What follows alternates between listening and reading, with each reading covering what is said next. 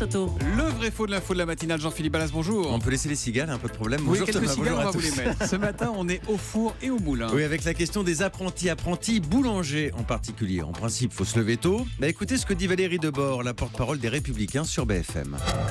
Quand un apprenti est en entreprise, eh bien c'est mieux qu'il soit en entreprise sur la même durée de travail que son tuteur. Un boulanger. Le boulanger ne commence pas à 8h30 le matin. Il commence à 4h30, 5h. Jusqu'à présent, avec un certain nombre de textes assez idéologiques, eh bien, mon apprenti boulanger, il ne peut pas commencer avant 8h30. C'est dommage parce que les croissants, ça fait un bout de temps qu'ils sont cuits.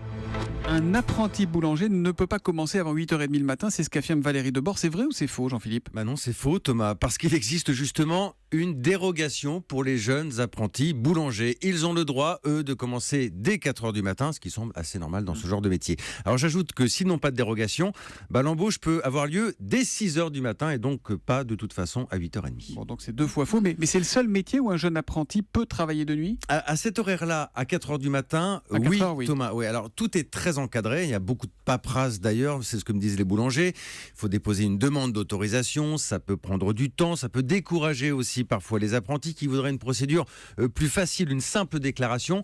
Quoi qu'il en soit, on est très clair, il faut évidemment l'autorisation des parents puisque l'enfant est mineur. Mais ça veut dire quoi que moi qui me lève comme les boulangers, je peux pas être le tuteur d'un apprenti qui voudrait faire de la radio par exemple ? En principe non, Thomas, pas à cet horaire et pas dans notre métier. Encore une fois, cette dérogation elle n'existe que pour les boulangers. Alors certains voudraient plus de souplesse, qu'on s'adapte dans d'autres secteurs, c'est sans doute ce que voulait dire Valérie Debord.